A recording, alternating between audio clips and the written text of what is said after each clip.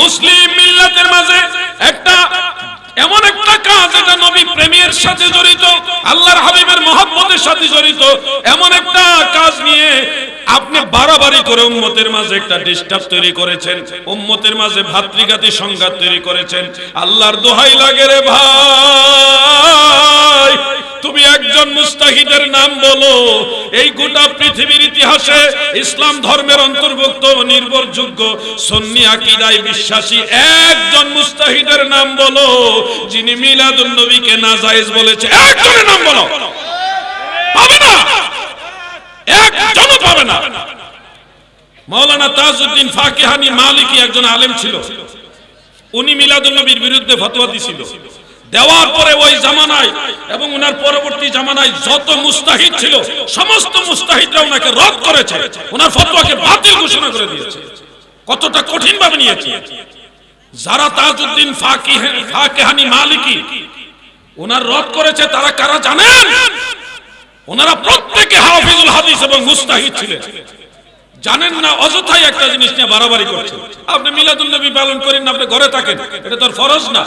যারা পালন করে তারা ফরজ মনে করে পালন করে না, এটা নবীর মহব্বতে পালন করে। ঠিক না? ঠিক। এই ভাই, আপনার খেলাধুলি করেন না, আপনি বসেন, আপনি ডিস্টার্ব হয়ে দাঁড়াইছেন। ভাইজান আরেকজন ডাক দিলে তো মনোযোগটা নষ্ট হয়ে যায়। আপনি এদিকে তাকান, আমার দিকে তাকান। প্রিয় ভাই আমার, বন্ধুরা আমার, হ্যাঁ আপনি বলবেন ঠিক আছে মিলাদ মানলাম, মিলাদুন নবী মিলাদের মাহফিল ভালো কাজ, কি আমরা পাইল কই? আপনার তো দিন শেষে প্রশ্ন এটাই, দিন শেষে আপনার প্রশ্ন এটা যে দাঁড়ায়া নবীরে সালাম দিবে কেন? আমরা সুন্নি জামাতের লোকদের উপরে অনেক ভাইরা এই ধরনের একটা মিথ্যা অভিযোগ দেয় যে আমরা নাকি নবী হাজির নাজির হইছে, নবী এখানে হাজির হইছে এই কারণে নাকি দাঁড়ায়। এটা টোটাল মিথ্যা একটা দাবি। আমরা নবীজির আল্লাহ প্রদত্ত ক্ষমতায় হাজির নাজির বিশ্বাস করি, কিন্তু মিলাদের মাহফিলে নবী হাজির হইছে এই কারণে দাঁড়ায়, এই কথাটা সঠিক না। মনে রাখবেন, একটা মিথ্যা কথা চাপায়া দিলে এটা বেশি দিন টিকে না। নবীজি এখানে হাজির হইছে এই কারণে আমরা দাঁড়াই না, আমরা নবীর মহব্বতে দাঁড়াই। বলবেন এই দাঁড়ায় সালাম দেওয়াটা কই থেকে আসলো? আপনি বলবেন অমুকে শুরু করছে, তমুকে শুরু করছে। না ভাই, আপনি জানেন না আল্লাহ রাসূলের সাহাবারাও নবীজিকে দাঁড়ায় দাঁড়ায় সালাম দিয়েছে। শুনুন, আজকে একটা হাদিস শরীফ বলে যায়, নোট করে রাখবেন, কাজে লাগতে পারে। পবিত্র কোরআনের সূরা আহজাবের 56 নম্বর আয়াত, এটা আপনাদের অনেকেরই মুখস্থ আছে। আমার সাথে একটু অংশ পড়ুন। ইয়া আইয়ুহাল্লাযীনা আমানু সাল্লু আলাইহি ওয়া সাল্লিমু তাসলিমা। ঈমানদার বান্দা বান্দিরা গো,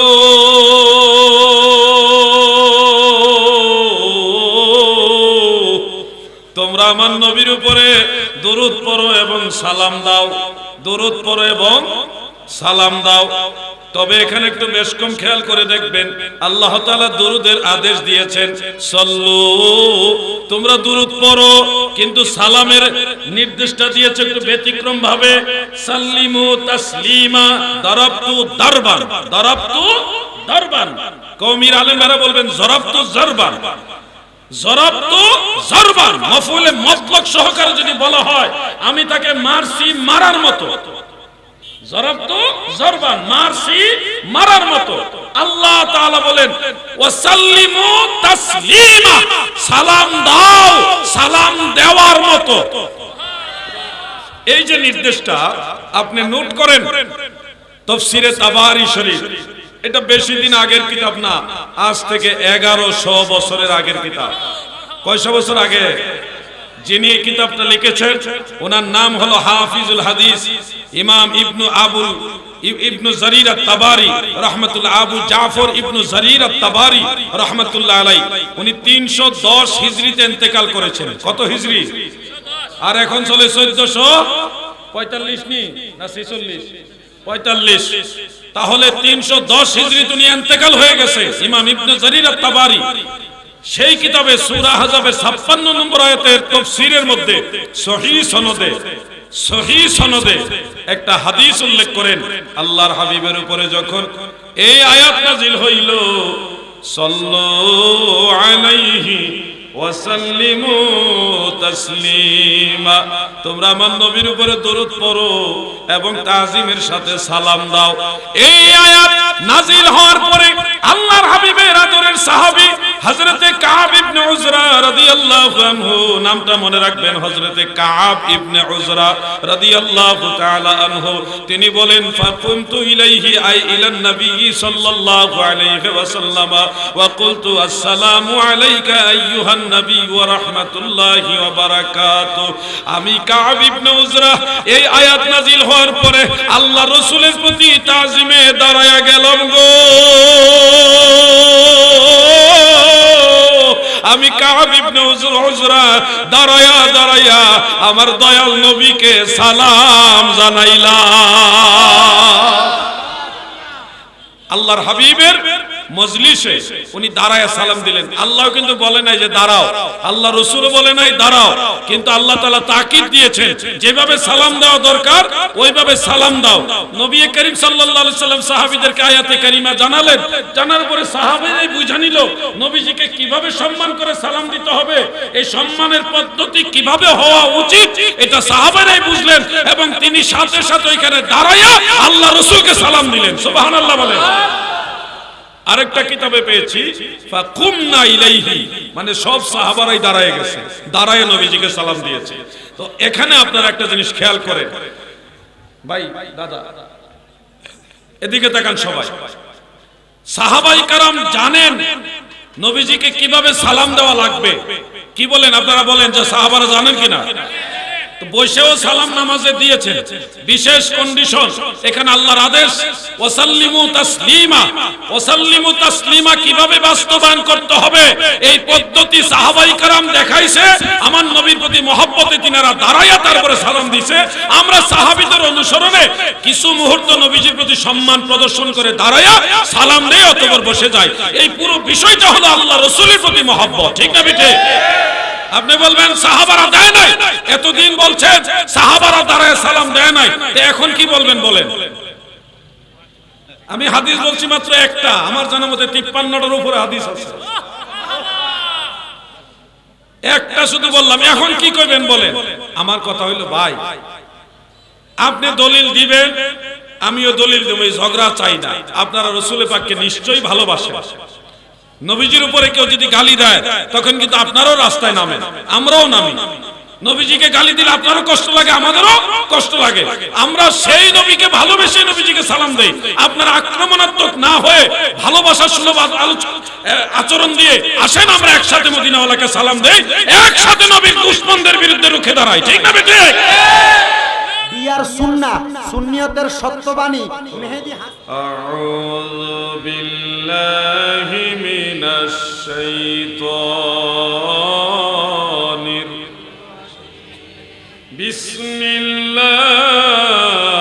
বিসমিল্লাহির রাহমানির রাহিম।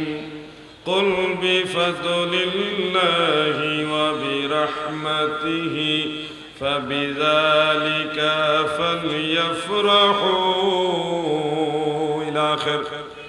আল্লাহ তাআলা বলেন, হাবিব আপনি বলুন বিফাদলিল্লাহি, আল্লাহর ফজল দ্বারা, ওয়া বিরহমাতিহি এবং আল্লাহর রহমত দ্বারা আমার বান্দারা যেন খুশি উদযাপন করে, আনন্দিত হয়। অর্থাৎ আল্লাহ তাআলার তরফ থেকে আল্লাহর ফজল এবং রহমত পেয়ে আমার বান্দারা যেন আনন্দিত হয়, খুশি হয়। এটা তাদের সকল সঞ্চয়ের চেয়ে আরো উত্তম, তাদের সকল আমল অথবা পার্থিব পরকালীন সকল সঞ্চয়ের চেয়ে তাদের কাছে উত্তম কাজ। এই যে আল্লাহ তাআলার ফজল এবং রহমতের কথা আল্লাহ তাআলা বললেন, এই ফজল এবং রহমত বলতে কি বুঝায় মুফাসসিরিনে কেরামদের মাঝে এই ব্যাপারে একাধিক মত রয়েছে। কেউ কেউ বলেছেন ফজল হলো ইলম আর রহমত হলো ইসলাম। মুফাসসিরিনে কেরামদের কেউ কেউ বলেছেন ফজল হলো কোরআন এবং রহমত হলো ইসলাম। আবার কেউ কেউ রহমতকে ইসলাম বুঝিয়েছেন, কোরআনও বুঝিয়েছেন। বিভিন্ন মতভেদ এখানে মুফাসসিরিনে কেরামদের মধ্যে রয়েছে।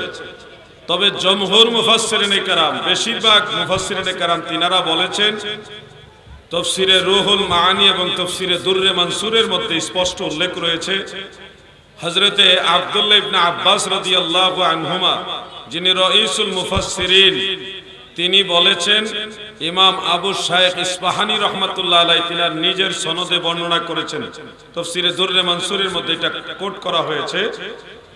হযরতে ইবনে আব্বাস রাদিয়াল্লাহু আনহুমা বলেন, এখানে বিফাদলিল্লাহ বলতে ইলম বা জ্ঞানকে বোঝানো হয়েছে, অবি রাহমাতিহি, রহমত দ্বারা, রাহমাতুল লিল আলামিন, আমাদের দয়াল নবীজিকে বোঝানো হয়েছে। কারণ সূরা আম্বিয়ার 107 নম্বর আয়াতে আমাদের নবীকে আল্লাহ তাআলা নিজেই বলেছেন, ওয়ামা আরসালনাকা ইল্লা রাহমাতাল লিল আলামিন। নবী গো,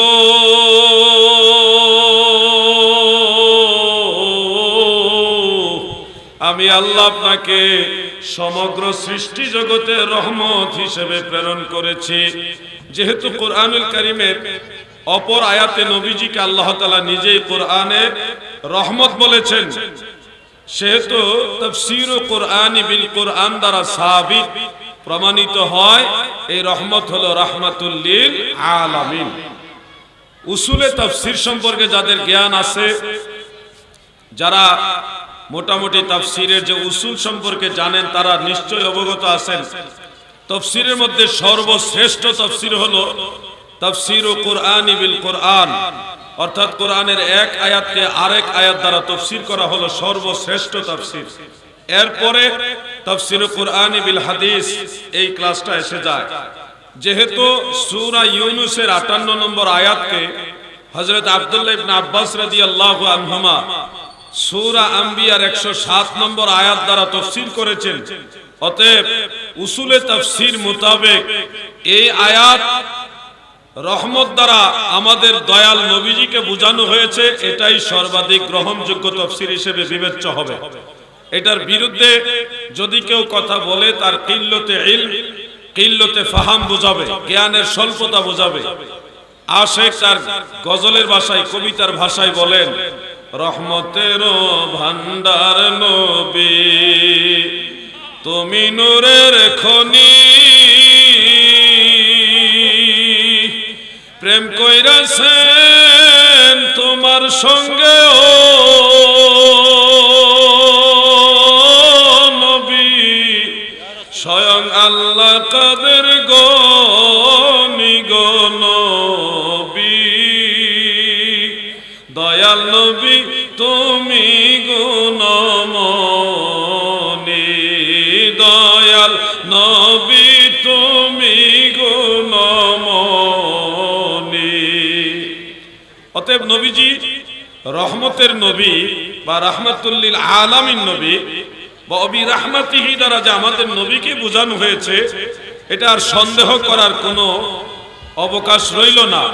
আমি আরেকটা বিষয় আপনাদের সামনে তুলে ধরছি, যেটা তিরমিজি শরীফের মধ্যে আছে, ইবনে মাজাহ শরীফের মধ্যে আছে, সহিহ সনদে উল্লেখ। একজন অন্ধ সাহাবী আল্লাহ রাসূলের কাছে গিয়ে দরখাস্ত দিলেন, ইয়া রাসূলুল্লাহ, আমি চোখে দেখি না, আমার দুইটা চোখ অন্ধ, ওগো দয়াল নবী, আপনি যদি আমার এই অন্ধত্বের জন্য, আল্লাহ তাআলা যেন আমার অন্ধত্ব দূর করে দেয়, এই জন্য যদি দোয়া করতেন। আল্লাহর হাবিবের কাছে গিয়ে আরজি পেশ করলেন, দরখাস্ত দিলেন। দয়াল নবীজি বললেন, তুমি যদি ধৈর্য ধারণ করো, এটা তোমার জন্য উত্তম হবে, তবে তুমি চাইলে আমি দোয়া করব। ওই অন্ধ সাহাবী তিনি বললেন, ইয়া রাসূলুল্লাহ, আপনি বরং আমার জন্য দোয়া করুন যেন আল্লাহ তাআলা আমার চোখ ভালো করে দেন। দয়াল নবী রাসূল করিম সাল্লাল্লাহু আলাইহি ওয়াসাল্লাম ওনাকে বললেন, তুমি উত্তম রূপে ওযু করো, এরপরে তুমি এইভাবে বলো। একটা দোয়া শিখালেন নবীজি। সেই দোয়াটা এইভাবে ছিল, আল্লাহুম্মা ইন্নী আতাওয়াজ্জাহু ইলাইকা বিনবিয়িকা নবিয়্যির রাহমাতি সাল্লাল্লাহু আলাইহি ওয়াসাল্লাম, ইয়া মুহাম্মাদু ইন্নী ক্বাদ তাওয়াজ্জাহতু বিকা ইলা রাব্বি ফি হাজাতি। সুবহানাল্লাহ বলেন।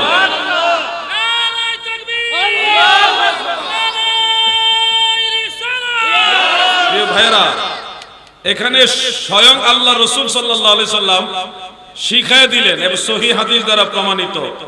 বর্ণনাকারী রাবি সাহাবী হলেন হযরতে উসমান ইবনে হুনাইফ রাদিয়াল্লাহু আনহু।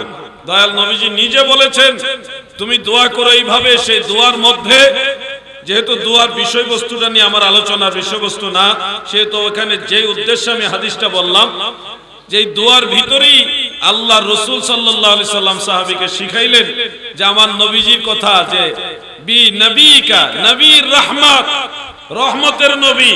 তাহলে নবীজি নিজেই সহিহ হাদিস থেকে প্রমাণিত, নবীজি নিজেই নিজেকে রহমতের নবী হিসেবে উম্মতকে শিক্ষা দিয়েছেন।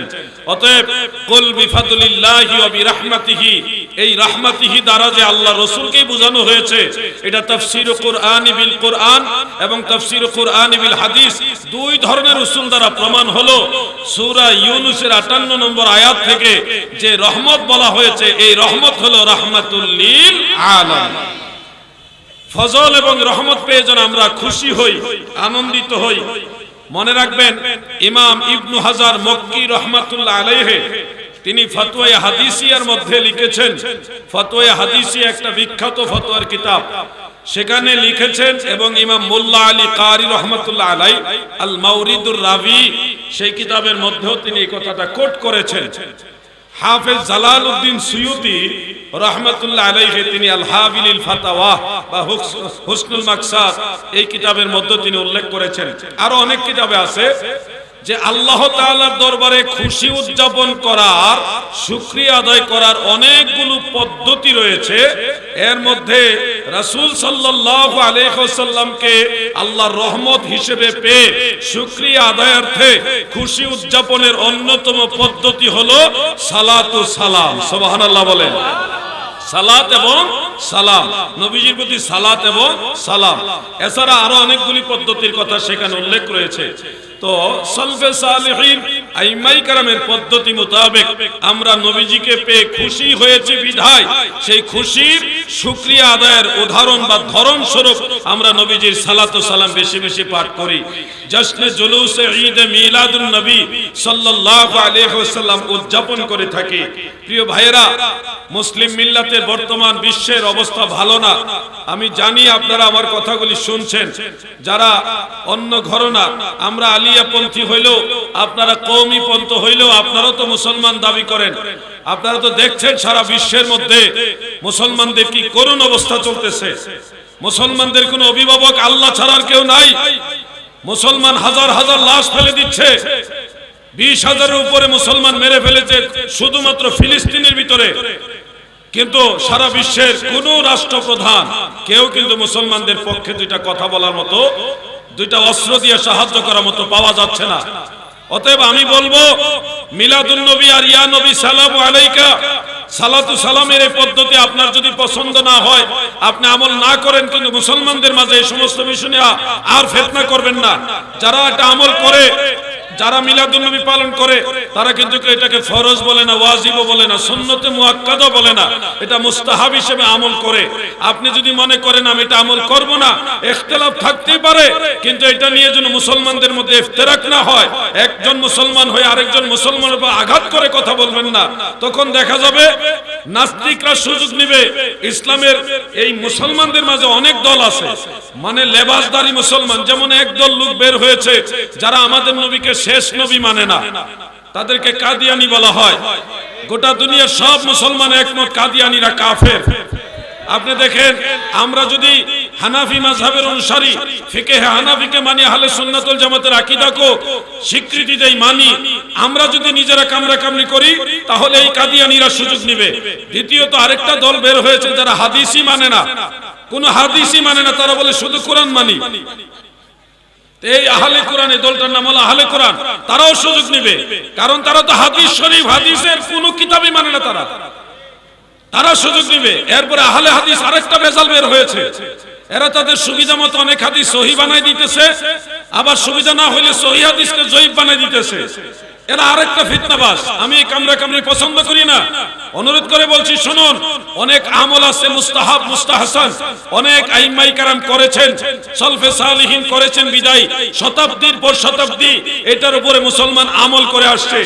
আপনার নিশ্চয় উসুল জানা আছে, মা রাআল মুসলিমুনা হাসানান ফাহুয়া ইনদাল্লাহি হাসান, এটা সহিহ হাদিস। মওকুফ ভাবে হযরত আব্দুল্লাহ ইবনে মাসউদ থেকে বর্ণিত এবং মারফু ভাবে হাদিসটা রয়েছে।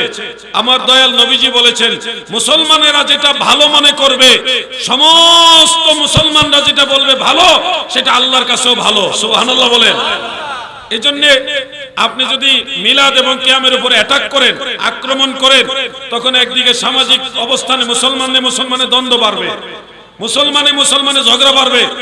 আজকের এই মাহফিল থেকে চরমুনাইর পীর সাহেব জনাব মাওলানা মুফতি রেজাউল করিম সাহেবকে আমি ধন্যবাদ জানাই।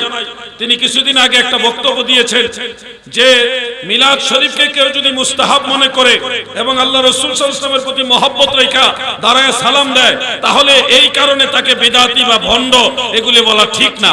তো এই ধরনের বক্তব্য দিয়ে নিজেদের দূরত্ব কমান। আমি বলবো আর কত আপনি বলবেন এটা জায়েজ নাই। ভাই, জায়েজ না জায়েজ বলার যে ফতোয়া, মীমাংসিত যেগুলি বিষয় আছে, মীমাংসিত যত বিষয় আছে, এই সমস্ত বিষয়ে মুকাল্লিদের অবস্থান থেকে এই সমস্ত বিষয়ে আপনার কথা বলার অধিকারই নাই। আপনি যদি ফকিহ হন, একজন মুফতি সাহেব হন, তাহলে যেই বিষয়গুলি মীমাংসা করা হয়নি, আইম্মাই কারাম মীমাংসিত যে বিষয়গুলি মীমাংসা করে যাননি, ওই বিষয়ে ফুকাহাই কারাম আলোচনা করতে পারবেন, রায় দিতে পারবেন। কিন্তু যেই ব্যাপারে পূর্বের মুস্তাহিদরা আইম্মাই কারাম রায় দিয়ে গেছেন, মীমাংসা করে গেছেন, ওইটা নতুন করে বিকল্প ফতোয়া দিয়া উম্মতের মধ্যে ফিতনা সৃষ্টি করলে আল্লাহর হাবিবের দরবার আপনি ফাত্তান হিসেবে গণ্য হবেন। তখন নবীজি শাফাত কপালে জুটবে না। উম্মতের মাঝে কিভাবে ইউনিটি তৈরি হবে, এটা আপনি চেষ্টা করেন। আপনি বলবেন যে এই মিলাদ এটা বানানো হয়েছে 604 হিজরিতে বানাইছে, অমুকে বানাইছে, তমুকে বানাইছে। ভাই, আপনি ভালো মতো কিতাব আদি মুতাআলা করেন। মিলাদের দুইটা কন্ডিশন আছে, একটা হলো আসলি মিলাদ আর একটা হলো উরফি মিলাদ। উরফি মিলাদটা হলো আমরা যেটা পড়ছি প্রচলিত নিয়মে, এটাকে বলা হয় উরফি মিলাদ। আর আসলি মিলাদ যেটা মিলাদের মূল কাজ, রাসূল সাল্লাল্লাহু আলাইহি সাল্লামের বেলাদাত শরীফ নিয়ে তাজকিরা করা, আলোচনা করা, নবীজির মিলাদ নিয়ে আলোচনা করা, একটা মজলিস করা, এই ধরনের আল আসলি যে মিলাদুন নবীর মজলিস, ওটাকে আপনি বিদআত বলতে পারবেন না। কারণ খোদ আল্লাহ রাসূল নিজে এবং সাহাবাই কেরাম নিজে রাসূল সাল্লাল্লাহু আলাইহি সাল্লামের বেলাদাত নিয়ে নবীজির মিলাদ সম্পর্কে আলোচনা করেছেন, ওই ধরনের মজলিস করেছেন। এই ব্যাপারে অনেক হাদিস আছে যেটা আমরা সহজে বলতে পারি সরাসরি আল্লাহর হাবিবের আমল দ্বারা প্রমাণিত সুন্নাত। আমি এটা আমার বক্তব্য হিসেবে বলছি না, আমি নকল করছি ইমাম ইবনে হাজার আসকালানী রাহমাতুল্লাহ আলাইহিকে, ইমাম জালালউদ্দিন সুয়ুতিকে, দুইজন মুস্তাহিদ। ওনারা দুইজনই হাফিজুল হাদিস এবং দুইজনই মুস্তাহিদ। ওনারা বলেছেন, আসলে মাইকটা গলা টানতেছে, কষ্ট হইতেছে কথা বলতে। মাইক ভালোই, কিন্তু গলাটা টানতেছে আর কি, তারা সেটিংটা করতে পারে নাই। মানে যতই জোরে কথা বলতেছে আমার কাছে মনে হইতেছে আপনারা শুনতেছেন না, এই একটু মানে হতাশ লাগতেছে। মাইকটা কন্ডিশন ভালো হইলে আস্তে আস্তে কথা বললেও মানে একটা শ্রুতি মধুর করে কথা বলা যায়। একটু দুরূদ শরীফ পড়েন। আল্লাহুম্মা, মাইক দিছে সব বিদেশ নিয়া, এই দেশে মাইক দিছে না। মাওলানা মুহাম্মদ ওয়া আলা,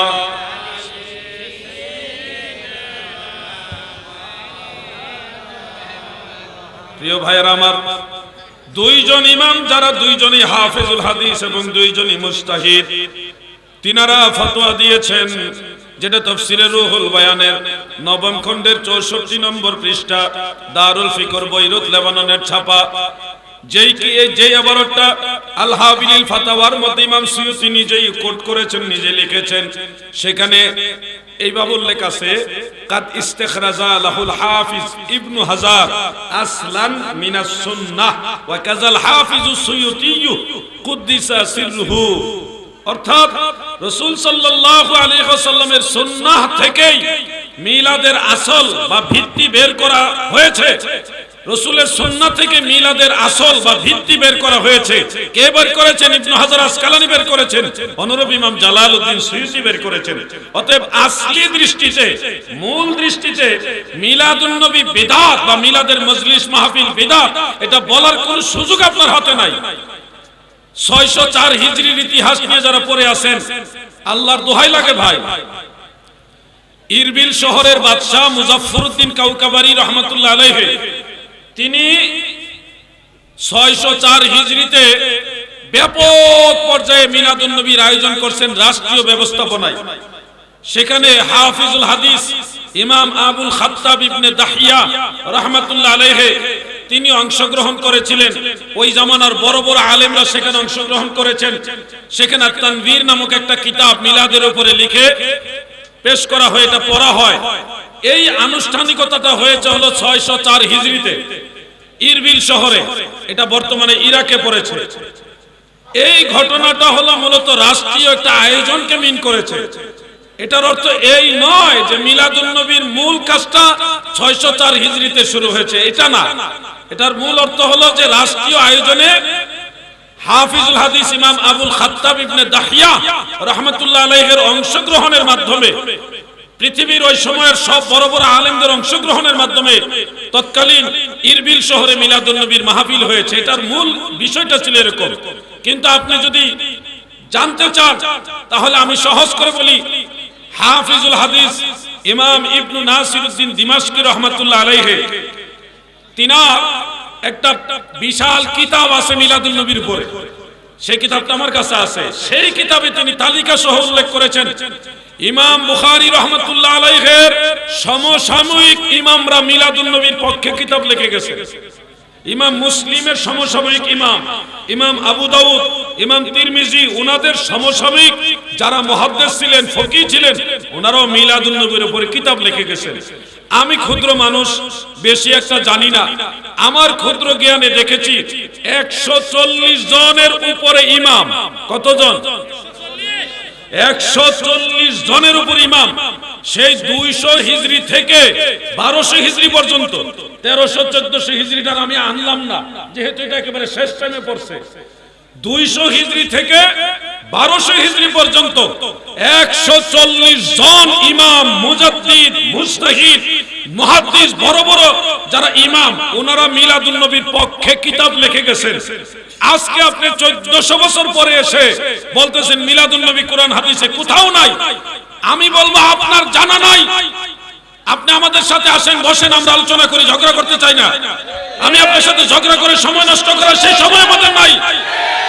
আপনি বসেন, আমি বসি, আমরা ভাই ভাই বসবো, একসাথে আলোচনা করে আসেন। আপনি বলবেন কোরআন হাদিসে মিলাদ নাই, আমি আপনাকে মিলাদুন নবীর উপরে যে কিতাবগুলি দিব, ওই কিতাবগুলি পড়তে আপনার কমপক্ষে 1 ঘন্টা লাগবে। কিতাবগুলির নাম পড়তে পড়তে শুধু আপনি বলেন মিলাদুন নবী নাই। পৃথিবীর মশহুর যত ইমাম আছে, কোন ইমাম বাদ নাই যারা মিলাদুন নবীর কিতাব লেখে নাই। এজন্য বলবো বাড়াবাড়ি নয়। আপনি মিলাদুন নবী আমল না করলে আপনি কাফের হবেন না। আমরা আপনাকে প্রেসার করছি না যে করতে হবে, আমরা আপনাকে আহ্বান করছি, আসেন মিলেমিশে একসাথে মিলাদুন নবীর মাহফিল করি। আমাদের আহ্বান থাকবেই, যেহেতু এটা ভালো কাজ। আসলে ওনারা দাঁড়ায় রয়েছে, এজন্য পিছন থেকে অনেকে দেখে না। আপনারা যদি বসেন, আপনাদের বসার মাধ্যমে আরো 10টা ভাই দেখা। আমার দাদু ভাইয়েরা গো, এক কথা আমি বলবো, মিলাদুন নবী নিয়ে বিকল্প বিরোধী ফতোয়া দেওয়ার কোন সুযোগ আমাদের এই জামানায় কোন আলেমের নাই। যারা ফতোয়াবাজি করতেছে এরা নিঃসন্দেহে বাড়াবাড়ি করতেছে, উম্মতের ঐক্য নষ্ট করতেছে, উম্মতের মাঝে ফিতনা তৈরি করতেছে। মুসলিম মিল্লাতের মাঝে একটা এমন একটা কাজ এটা নবী প্রেমের সাথে জড়িত, আল্লাহর হাবিবের মহব্বতের সাথে জড়িত, এমন একটা কাজ নিয়ে আপনি বাড়াবাড়ি করে উম্মতের মাঝে একটা ডিস্টার্ব তৈরি করেছেন, উম্মতের মাঝে ভাতৃঘাতী সংঘাত তৈরি করেছেন। আল্লাহর দোহাই লাগে রে ভাই, তুমি একজন মুস্তাহিদের নাম বলো। এই গোটা পৃথিবীর ইতিহাসে ইসলাম ধর্মের অন্তর্ভুক্ত নির্ভরযোগ্য সুন্নি আকীদায় বিশ্বাসী একজন মুস্তাহিদের নাম বলো যিনি মিলাদুন নবীকে নাজায়েজ বলেছে। একজনের নাম বলো, পাবে না, একজনও পাবে না। মাওলানা তাজউদ্দিন ফাকিহানি মালিকি একজন আলেম ছিল, উনি মিলাদুন নবীর বিরুদ্ধে ফতোয়া দিয়েছিল। দেওয়ার পরে ওই জামানায় এবং ওনার পরবর্তী জামানায় যত মুস্তাহিদ ছিল সমস্ত মুস্তাহিদরা ওনাকে রদ করেছে, ওনার ফতোয়াকে বাতিল ঘোষণা করে দিয়েছে। কতটা কঠিন ভাবে নিয়েছে। যারা তাজউদ্দিন ফাকিহানি মালিকি ওনার রদ করেছে তারা কারা জানেন? ওনারা প্রত্যেকে হাফিজুল হাদিস এবং মুস্তাহিদ ছিলেন। জানেন না, অযথাই একটা জিনিস নিয়ে বাড়াবাড়ি করছেন। আপনি মিলাদুন নবী পালন করেন না, আপনি ঘরে থাকেন, এটা তো ফরজ না। যারা পালন করে তারা ফরজ মনে করে পালন করে না, এটা নবীর মহব্বতে পালন করে। ঠিক না ঠিক? এই ভাই আপনার ঠেলাঠেলি করেন না, আপনি বসেন, আপনি ডিস্টার্ব হয়ে দাঁড়াইছেন। ভাইজান আরেকজন ডাক দিলে তো মনোযোগটা নষ্ট হয়ে যায়। আপনি এদিকে তাকান, আমার দিকে তাকান। প্রিয় ভাই আমার, বন্ধুরা আমার, হ্যাঁ আপনি বলবেন ঠিক আছে মিলাদ মানলাম, মিলাদুল নবী মিলাদের মাহফিল ভালো কাজ, কিয়ামটা পাইল কই? আপনার তো দিন শেষে প্রশ্ন এটাই, দিন শেষে আপনার প্রশ্ন এটা যে দাঁড়ায়া নবীরে সালাম দিবে কেন? আমরা সুন্নি জামাতের লোকদের উপরে অনেক ভাইরা এই ধরনের একটা মিথ্যা অভিযোগ দেয় যে আমরা নাকি নবী হাজির নাজির হইছে, নবী এখানে হাজির হইছে এই কারণে নাকি দাঁড়ায়। এটা টোটাল মিথ্যা একটা দাবি। আমরা নবীজির আল্লাহ প্রদত্ত ক্ষমতায় হাজির নাজির বিশ্বাস করি, কিন্তু মিলাদের মাহফিলে নবী হাজির হইছে এই কারণে দাঁড়ায়, এই কথাটা সঠিক না। মনে রাখবেন, একটা মিথ্যা কথা চাপায়া দিলে এটা বেশি দিন টিকে না। নবীজি এখানে হাজির হইছে এই কারণে আমরা দাঁড়াই না, আমরা নবীর মহব্বতে দাঁড়াই। বলবেন এই দাঁড়ায় সালাম দেওয়াটা কই থেকে আসলো? আপনি বলবেন অমুকে শুরু করছে, তমুকে শুরু করছে। না ভাই, আপনি জানেন না আল্লাহ রাসূলের সাহাবারাও নবীজিকে দাঁড়ায় দাঁড়ায় সালাম দিয়েছে। শুনুন, আজকে একটা হাদিস শরীফ বলে যায়, নোট করে রাখবেন, কাজে লাগতে পারে। পবিত্র কোরআনের সূরা আহজাবের 56 নম্বর আয়াত, এটা আপনাদের অনেকেরই মুখস্থ আছে। আমার সাথে একটু অংশ পড়ুন। ইয়া আইয়ুহাল্লাযীনা আমানু সাল্লু আলাইহি ওয়া সাল্লিমু তাসলিমা। ঈমানদার বান্দা বান্দিরা গো,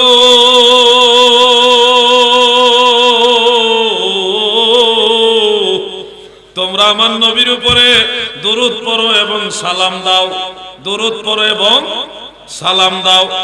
তবে এখানে একটু বেশ কম খেয়াল করে দেখবেন, আল্লাহ তাআলা দরুদের আদেশ দিয়েছেন সল্লু, তোমরা দরুদ পড়ো, কিন্তু সালামের নির্দেশটা দিয়েছে একটু ব্যতিক্রম ভাবে, সাল্লিমু তাসলিমা, দারাবতু দারবান, দারাবতু দারবান। কওমির আলেমরা বলবেন জরাবতু জারবান, জরাবতু জারবান। মাফউলে মুতলাক সহকারে যদি বলা হয় আমি তাকে মারছি মারার মতো, জরাবতু জারবান, মারছি মারার মতো। আল্লাহ তাআলা বলেন ওয়াসাল্লিমু তাসলিমা, সালাম দাও সালাম দেওয়ার মতো। এই যে নির্দেশটা আপনি নোট করেন, তাফসীরে তাবারি শরীফ, এটা বেশি দিন আগের কিতাব না, আজ থেকে 1100 বছরের আগের কিতাব। কয়শো বছর আগে? যিনি এই কিতাবটা লিখেছেন ওনার নাম হলো হাফিজুল হাদিস ইমাম ইবনু জারির আত-তাবারি রাহমাতুল্লাহ, আবু জাফর ইবনু জারির আত-তাবারি রাহমাতুল্লাহ আলাইহি। উনি 310 হিজরিতে ইন্তেকাল করেছেন। কত হিজরি? আর এখন চলে 1445 নি না 46? 45। তাহলে 310 হিজরিতে উনি ইন্তেকাল হয়ে গেছে ইমাম ইবনু জারির আত-তাবারি। সেই কিতাবে সূরা আহজাবের 56 নম্বর আয়াতের তাফসীরের মধ্যে সহিহ সনদে একটা হাদিস উল্লেখ করেন। আল্লাহর হাবিবের উপরে যখন এই আয়াত নাযিল হইল, সাল্লু আলাইহি ওয়া সাল্লিমু তাসলিমা, তোমরা আমার নবীর উপরে দরুদ পড়ো এবং তাজিমের সাথে সালাম দাও। এই আয়াত নাযিল হওয়ার পরে আল্লাহর হাবিবের আদরের সাহাবী হযরতে কাব ইবনে উজরা রাদিয়াল্লাহু আনহু, নামটা মনে রাখবেন, হযরতে কাব ইবনে উজরা রাদিয়াল্লাহু তাআলা আনহু, তিনি বলেন ফাকুমতু ইলাইহি আই ইলান নবী সাল্লাল্লাহু আলাইহি ওয়াসাল্লাম ওয়া কুলতু আসসালামু আলাইকা আইয়ুহান নবী ওয়া রাহমাতুল্লাহি ওয়া বারাকাতুহু। আমি কাব ইবনে উজরা এই আয়াত নাযিল হওয়ার পরে আল্লাহর রাসূলের প্রতি তাজিমে দাঁড়ায়া গেলাম গো। আমি কাব ইবনে উজরা দাঁড়ায়া দাঁড়ায়া আমার দয়াল নবীকে সালাম জানাইলাম। আল্লাহর হাবিবের মজলিসে উনি দাঁড়ায় সালাম দিলেন। আল্লাহ কিন্তু বলে নাই যে দাঁড়াও, আল্লাহ রাসূলও বলে নাই দাঁড়াও, কিন্তু আল্লাহ তাআলা তাকিদ দিয়েছেন যেভাবে সালাম দেওয়া দরকার ওইভাবে সালাম দাও। নবী করিম সাল্লাল্লাহু আলাইহি সাল্লাম সাহাবীদেরকে আয়াতে কারিমা জানালেন, জানার পরে সাহাবীরাই বুঝে নিল নবীজিকে কিভাবে সম্মান করে সালাম দিতে হবে, এই সম্মানের পদ্ধতি কিভাবে হওয়া উচিত এটা সাহাবীরাই বুঝলেন এবং তিনি সাথে সাথে ওইখানে দাঁড়ায়া আল্লাহ রাসূলকে সালাম দিলেন। সুবহানাল্লাহ বলেন। আরেকটা কিতাবে পেয়েছি ফাকুমনা ইলাইহি, মানে সব সাহাবারাই দাঁড়ায় গেছে, দাঁড়ায় নবীজিকে সালাম দিয়েছে। তো এখানে আপনারা একটা জিনিস খেয়াল করেন, ভাই দাদা এদিকে তাকান সবাই। সাহাবাই কারাম জানেন নবীজিকে কিভাবে সালাম দেওয়া লাগবে। কি বলেন আপনারা, বলেন যে সাহাবারা জানেন কিনা?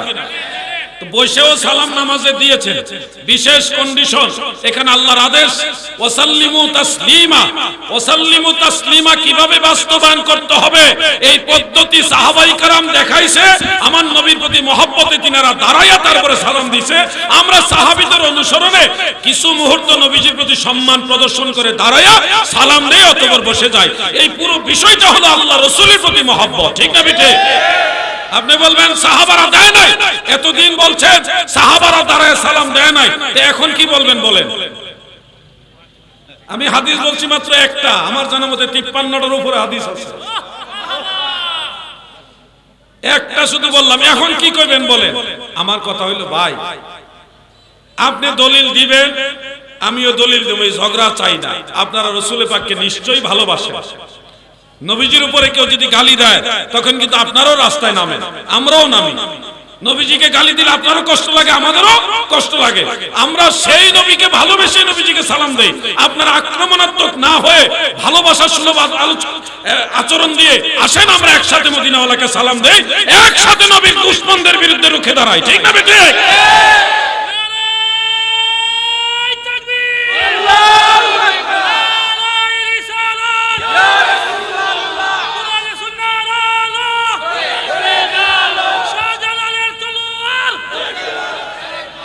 যারা আমার এই কথাগুলি শুনেও যারা সন্তুষ্ট হতে পারবেন না তাদের প্রতি আমার আফসোস ছাড়া আর কিছুই থাকবে না। আমি অনুরোধ করছি, ঝগড়াটা বহু ঝগড়া করছেন, যে মৌলভী সাহেব 2 টাকা হাদিয়া পাইব পাইয়া এই উসিলাই উল্টা ফাল্টা ক্রেডিট লইয়া মারহাবা বাহাবা লইয়া চলে গেল, কিন্তু উনি তো মুসলমানে মারামারি লাগাই দিয়ে গেল। আপনি দেখেন, আপনি বলবেন আমি অমুক দলের লোক, আমার দলে মিলাদ মানে না। ভাই আপনার দলের আবিষ্কার হয়েছে আজ থেকে 97 বছর আগে, আর মিলাদ কিয়াম কত হাজার বছর আগে। আপনি বলবেন না আমি এই দলের না, 97 বছরের দলের না, আমি অমুক দলের। ভাই ওই দলের আবিষ্কার হয়েছে 135 বছর আগে। 135 বছর আগে আপনার ওই দলের কোনো অস্তিত্বই ছিল না। আর রাসূলের মিলাদ কিয়াম সেই সাহাবায়ে কেরামের জামানা থেকে এখন পর্যন্ত আছে, কিয়ামত পর্যন্ত থাকবে, ঠিক না বেটে?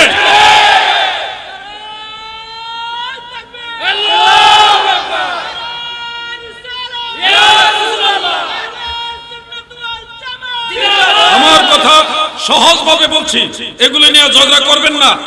আপনি যদি একান্তই মনে করেন যে আমি এটা আমল করব না, আপনি করেন না, তারপরে মুসলমানদের মধ্যে অশান্তি সৃষ্টি করবেন না। আপনি ইয়া নবী সালামু আলাইকা কোরআন হাদিসে কোথাও খুঁজে পাইতেছেন না, আপনি পান না, এটা আপনার দুর্বলতা। আমরা পাইছি এই জন্য আমল করি। আপনি তো জিজ্ঞাসা করেন না যে কিসের ভিত্তিতে কোন দলিলে ইয়া নবী বলেন, জিজ্ঞাসা তো করেন না। কিন্তু ফতোয়া দেওয়ার সময় তার কাউরে তোয়াক্কা করেন না, মনে হইতেছেন আপনি সারা দেশে কোন আর আলেমই নাই। এরকম তো ঠিক না ভাই। আমরা যৌক্তিক ভাবে কথা বলবো, তাত্ত্বিক কথা বলবো, দলিল ভিত্তিক রেফারেন্স ভিত্তিক কথা বলবো, লজিক্যাল কথা বলতে হবে। আপনি যদি বলেন ইয়া নবী জায়েজ না, আপনার কথাই না জায়েজ হবে না, জায়েজ হবে না। কোরআন সুন্নাহ ইজমা কিয়াস শরীয়তের 4 দলিল যেদিকে বলবে সেদিকে আমাদের চলতে হবে, ঠিক না বেঠিক? পাইকারি ফতোয়াবাজি বন্ধ করেন। আপনাদের বাড়াবাড়ির কারণে মুসলমানদের অনেক ক্ষতি হচ্ছে। আমি আজকে আর ক্লিয়ার করে দিচ্ছি, ইয়া নবী এটা মূলত কোরআন থেকে আসছে। কোন থেকে আসছে? কোরআন শরীফ থেকে আসছে। বলবেন কেমনে আসছে? ভাই কেমনে আসছে এটা বোঝার জন্য আপনাকে গ্রামার বুঝতে হবে। গ্রামার না বুঝলে আপনি বুঝবেন না। এখন ধরেন একজন ব্যক্তি, ওনার নামের সাথে লেখা আছে স্বরে অ ব বিসর্গ দিয়ে ব্র্যাকেট দেওয়া। এখন এটা দেখলে আমরা বুঝি কি অবসরপ্রাপ্ত বুঝি না। কারো নামে মেজর জেনারেল, মেজর অমুক ব্যক্তি, ব্র্যাকেটে লেখা আছে অব, স্বরে অ ব বিসর্গ অব লেখা আছে। তো এই অব দেখলে কি বুঝেন? অবসরপ্রাপ্ত। যেই লোক বাংলা ব্যাকরণ বুঝে না সে কইব এই অব দিয়ে আবার অবসরপ্রাপ্ত হইল কেন? তার কাছে এটা অজানা। আমি বলছি ভাই ইয়া নবী দ্বারা গ্রামার অনুযায়ী, আরবি গ্রামার অনুযায়ী ইয়া আইয়ুহান নবী হয়। লিকাসরাতিল ইস্তেমাল, বেশি বেশি পড়ার কারণে একটা কিয়ামে যখন আমরা দাঁড়াই, মিলাদ শরীফের কিয়ামে, তখন আল্লাহর রাসূলের সম্বোধনটা একবার হয় না বহুবার হয়? এই যে বেশি বেশি ব্যবহার হইতেছে, ইয়া নবী, ইয়া রাসূল, ইয়া হাবিব, এই যে বেশি বেশি ব্যবহার হইতেছে, 3-4 বার 5 বার, অনেক আরো বেশি বার সালাম দেয়। এই বারবার যে একটা জিনিস উচ্চারণ হয় এটাকে সংক্ষেপ করা হয়েছে। মূলত শব্দটা হলো ইয়া আইয়ুহান নবী। এখন ইয়া আইয়ুহান নবী একটা লম্বা শব্দ, এটাকে শর্ট করা হয়েছে লিকাসরাতিল ইস্তেমাল, অধিক পরিমাণে ব্যবহারের কারণে ইয়া আইয়ুহান নবীকে সংক্ষেপ করা হয়েছে ইয়া নবী। এটা গ্রামারের নিয়ম অনুযায়ী করা হয়েছে। আপনি যদি গ্রামার না বুঝেন মিয়া ভাই, ওই যে দ আডুবাঙ্গা দ আকার বিসর্গ আর ব আকার বিসর্গ দিয়ে যেমন সংক্ষেপ একটা দুয়া বুঝান, র অন্তস্থ র বা বয়শূন্য র যেটাই বলেন, এই র লেখা হ দিয়া বিসর্গ মাইরা যে রহমাতুল্লাহ আলাইহি বুঝান, হ্যাঁ অন্তস্থ র বা বয়শূন্য র আকার দিয়ে বিসর্গ দিয়া রাদিয়াল্লাহু আনহু বুঝান, ওইটা যেমন বড় একটা কথারে সংক্ষেপে বিসর্গের মাধ্যমে ছোট করা হয়েছে, ঠিক তেমনি ভাবে পবিত্র কোরআনের ইয়া আইয়ুহান নবীকে সংক্ষেপ করা হয়েছে ইয়া নবী। এইটা বুঝো, এটা বুঝো না, আর না বুঝটা ফতোয়া দিয়া মুসলমানে লাগাইছো একটা গন্ডগোল। আল্লাহর রাস্তে বলছি, আপনি যদি মনে করেন না আমি সংক্ষেপে এমনি সালাম দিতাম না, আমি পুরোটা দেবো, তাও দেন। আমার তো ইয়া নবী এস্টাবলিশ করার উদ্দেশ্য না, আমাদের মূল টার্গেট হলো আল্লাহ রসুলকে সালাম দেওয়া। ঠিক না ঠিক ভাই? আমরা নবীজি সালাতু সালাম চাই, ঝগড়া চাই না। কতদিন আর ঝগড়া করবো বলেন? ঝগড়া করতে হতে একটা এনার্জি লাগে। আজাইরা খাইয়া, হ্যাঁ আল্লাহর দেওয়া ক্ষমতায় নিজের খাই আপনার লোকে ঝগড়া করতে আমরা কার মন চায়? কিন্তু আপনি যে কোনো কথা বলবেন আইমাই কারামের রেফারেন্স দিয়ে কথা বলেন, সমাজে ফিতনা সৃষ্টি হবে না, মুসলমানে ভাতৃঘাতী সংঘাত হবে না। আল্লাহর ওয়াস্তে অনুরোধ করে গেলাম এই কথাগুলো। আমি জানি আমার কথাগুলো সবাই শুনতেছেন। আমি কারো উপরে কটাক্ষ করে কথা বলছি না, কারো উপরে আঘাত করে কথা বলছি না, সম্মান দিয়ে বলছি ভাই। আপনি যদি বলেন হ্যাঁ হুবহু সাহাবারা যেটা যেভাবে করে নাই, হুবহু সাহাবাই কেরাম যেটা যেভাবে করে নাই, এটা করা যাবে না, এটা বেদাত, এই ফতোয়া যদি আপনি জারি করেন তাহলে আপনি নিজেই ফাঁসে যাবেন। আপনি নিজেই ফাঁসে যাবেন। কেমনে ভাসবেন জানেন? আপনি 1 নম্বরে ভাসবেন মসজিদে কালেকশন বন্ধ করতে হবে। ডিব্বা দিয়ে করেন আর ফট দিয়ে করেন আর বাক্স দিয়ে করেন, মসজিদ মাদ্রাসা কালেকশন হয় কিনা বলেন? তো হুবহু এই সিস্টেমে কালেকশন সাহাবায়ে কেরাম করছেনই। এখন যদি আমাদের ফতোয়ায় কালেকশন বন্ধ হয়, এই মসজিদের ইমাম, মুয়াজ্জিন, মাদ্রাসার হুজুরদের বেতন কি আপনি দিবেন? পাগলামির একটা সীমা আছে। মনে রাখবেন বিদআত 2 ধরনের। আল্লাহ রাসূল বলছে 2 ধরনের আবিষ্কার আছে। আমি বলি না, আল্লাহ রাসূল বলেছে মান সান্না ফিল ইসলামে সুন্নাতান হাসানা কানা লাহু আজরুন। যারা ইসলামে ভালো কোন রীতি প্রচলন করে এটার জন্য তার সওয়াব আছে, আবার মন্দ রীতি উদ্ভাবন করলে এটার জন্য গুনাহও আছে। এখন মানুষ, আমরা যারা মুসলমান, আমাদের মাঝে যেমন ধরে কোরআন শরীফে জের জবর পেশ জজম এটি আসেনি, কোন জোরে কোন আসেনি? আপনি যদি বলেন যে সাহাবায়ে কেরাম যা করে নাই তা করা যাবে না, আপনি তো কোরআন শরীফে জের জবর পেশ জজম তাসদীদ এগুলি মুছতে হবে, কারণ এটা সাহাবীদের যুগে ছিল না রে ভাই। সবগুলি একসাথে যোগ হয় না, ধাপে ধাপে যোগ হয়েছে। আপনি এই অশান্তি তৈরি করবেন না। বিদআতের মাপকাঠি দিয়ে যদি মাপ দেওয়া হয় তাহলে তাফসীরুল কোরআন মাহফিল নামে কোনো মাহফিল সাহাবারা করে নাই, সিরাতুন নবী নামে কোনো মাহফিল সাহাবায়ে কেরাম করে নাই, বিশ্ব ইজতেমা নামে টঙ্গীর তীরে যেটা হয় এই ধরনের কোন সম্মেলন সাহাবায়ে কেরাম করে নাই, চরমনাই দরবারে যে 3 দিন ব্যাপী সম্মেলন হয় এই ধরনের প্রচলিত সম্মেলন সাহাবায়ে কেরাম করে নাই। দরবারে দরবারে যত অনুষ্ঠান হইতেছে, আপনাদের মাদ্রাসা মাদ্রাসা যত অনুষ্ঠান হইতেছে, এই সিস্টেমে সাহাবায়ে কেরাম কোনো অনুষ্ঠান করে নাই। সালানা জালসা যেই নামে করেন, যেই দলিলে আপনার সিরাতুন নবী মাহফিল জায়েজ, যেই দলিলে আপনার তাফসীরুল কুরআন মাহফিল জায়েজ, যেই দলিলে বিশটা ইজতেমা জায়েজ, টঙ্গীর ইজতেমা জায়েজ, যেই দলিলে চরমুনার সম্মেলন জায়েজ, আহলে হাদিসের সম্মেলন জায়েজ, যেই দলিলে মাদ্রাসার সালানা জালসা জায়েজ, সেই দলিলে মিলাদুন নবীও জায়েজ।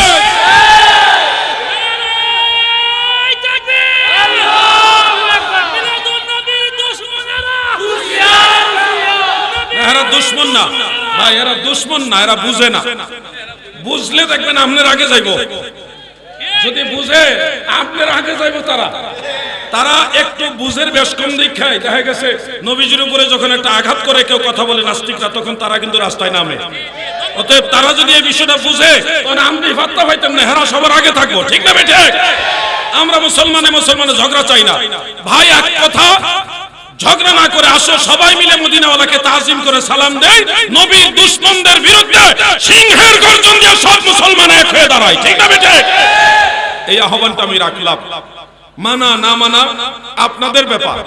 আমি আমার অবস্থান থেকে এই দুইটা কথা বললাম। সময়ের চাপ আছে, তাহিরি সাহেব সম্ভবত আসবেন, আপনারা নৈরাশ হয়েন না। উনি জামে পইরা এখানে শিডিউলটা মেনটেন করতে পারেন না। আপনারা জানেন ইদানিং চান্দুরা থেকে ইসলামপুর এই জায়গাটা অযথায় জাম লেগে যায়। জ্যামের কারণে উনি এখানে শিডিউলটা মেনটেন করতে পারেন না। উনি ওইদিকে প্রোগ্রাম করে এখানে ইনশাল্লাহ আসবেন, এটা আমরা আশাবাদী উনি আসবেন। তা আপনারা আশাহত না হয়ে আশাবাদী থাকবেন ইনশাল্লাহ। আরেকটা কথা যুবকদের উদ্দেশ্যে বলি, কোনো ভণ্ড পীরের কাছে যাবে না। সে তোমার দুনিয়াও ধ্বংস করবে, আখিরাতও ধ্বংস করে দিবে। কোন ভণ্ড পীরের কাছে যাওয়া যাবে না। কোন পীর সাহেবকে, কোন মাজারকে সেজদা দেওয়া যাবে না। সেজদার একমাত্র মালিক আল্লাহ। সেজদার একমাত্র মালিক কে? আল্লাহ। আল্লাহ ছাড়া কাউকে সেজদা দেওয়া যাবে না। পীর ও মুর্শিদ ওলি আল্লাহদেরকে, মা বাবাকে, বুজুর্গ উস্তাদকে কদম বসি করা যাবে, কিন্তু সেজদা করা যাবে না। এগুলি মনে রাখবেন। খুদ মাওলা আলী রাদিয়াল্লাহু আনহু থেকে শুরু করে সিদ্দিক আকবর, ফারুক আজম, উসমান জুন্নুরাইন, সমস্ত সাহাবায়ে কেরাম, এমনকি আমিরে মুয়াবিয়া রাদিয়াল্লাহু আনহু সহ কোন সাহাবীর সমালোচনা বা গালাগালি করা যাবে না। সমস্ত সাহাবারা আমাদের মাথার তাজ। মনে থাকবে, যে সাহাবীদের গালাগালি করে সে আহলে সুন্নাত ওয়াল জামাত হতে পারে না। এগুলি মনে রাখবেন। জিকিরের নামে ভণ্ডামি করা যাবে না। জিকির করবেন আল্লাহ। জিকির আল্লাহর করতে গিয়ে এমন বিকৃতি বা বিকৃত আওয়াজ করবেন না যেটা আল্লাহও বুঝায় না, নবীও বুঝায় না, কিছুই বুঝায় না। তো এই ধরনের ভণ্ডামি জিকির থেকে নিজেরা বিরত থাকবে। অনেক কালবি জিকির আছে, পীর মুর্শিদরা শিখায়, ছাড়তে আল্লাহ টানতে হু, বা টানতে আল্লাহ ছাড়তে হু, এইভাবে নিঃশ্বাসে নিঃশ্বাসে জিকির করা যায়। ওইটা নিয়ম মোতাবেক করতে হইব। আর যদি আপনারা ওই তরিকার নিয়মও করেন না, পীর মাশায়েখকে শিক্ষা দেওয়া নিয়মে না কইরা এই ধরনের বিকৃত আওয়াজের জিকিরের নামে ভণ্ডামির কারণে শিক্ষিত সমাজ আমাদের সুন্নিদেরকে পছন্দ করে না। মাথায় একটা ফাকরা লাগাইছে, তাও রুমাল দিয়া, মহিলাদের রুমাল দিয়া, আবার গলায় আরেকটা ঝুলাইছে। ভাই এত কাপড় গায়ে দেশ কেন? তোর কাপড় দেখলে আমার গরম লাগে। আশ্চর্য হইছে। অবশ্যই পাগড়ি পরা সুন্নতের রাসূল। ওই যে আমাদের হুজুর পাগড়ি মাথা দিছে, কত সুন্দর লাগে। হুজুরে তো সেজদা দিলে কপাল মাটিতে লাগবে, কোনো সন্দেহ নাই। কিন্তু তারা যেই সিস্টেমে পাগড়ি পরে, একবারে এই হানে লয়ে পরে পাগড়ি, তো সেজদাটা দিলে তো কপালটা লাগতো না। এই ধরনের পাগড়ি যেটা সেজদা দিলে কপাল জমিনে লাগে না, ওই ধরনের পাগড়ি হলো মাকরুহ। আর এই যে হুজুর যেভাবে পড়ছে, এটা হলো সুন্নাত। সেজদা দিলে কপাল জমিনে লাগতে হবে। এই নিয়মগুলি আপনাদের জানা থাকতে হবে। আর কোডি 3-4টা লাল রঙের কোন কাপড় পুরুষের জন্য জায়েজ নাই। লাল রঙের পাগড়ি লাগাই আমরা হুজুর আওয়াজ করা শুরু করতেছি। লাল কাপড় পুরুষের জন্য মাকরুহ, আর লাল রঙের পাগড়ি লাগাই হুজুররা লাইন ধরে আওয়াজ করতেছে। আলাউদ্দিন জিহাদির বিরুদ্ধে আবার খেপে। আমি কি করতাম কোন? আমি কি জায়েজ কইতে পারবো? প্রিন্সিপাল হুজুর, আমি যদি আজকে কই লাল কাপড় জায়েজ, কালকে তো আপনি আমার বিরুদ্ধে দাঁড়াইবেন। কি কথা ঠিক না? আমি যদি আজকে বলি লাল রুমাল ব্যবহার করা যাবে, লাল পাগড়ি ব্যবহার করা যাবে, কালকে হুজুরই আমার বিরুদ্ধে ফতোয়া দিবে।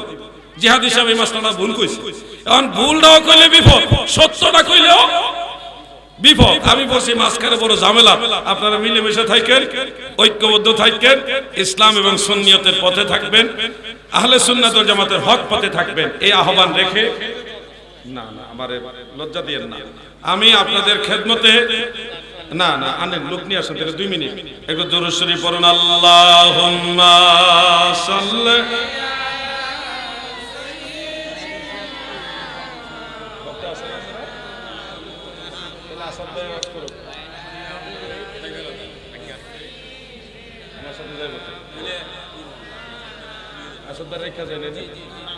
আল্লাহুম্মা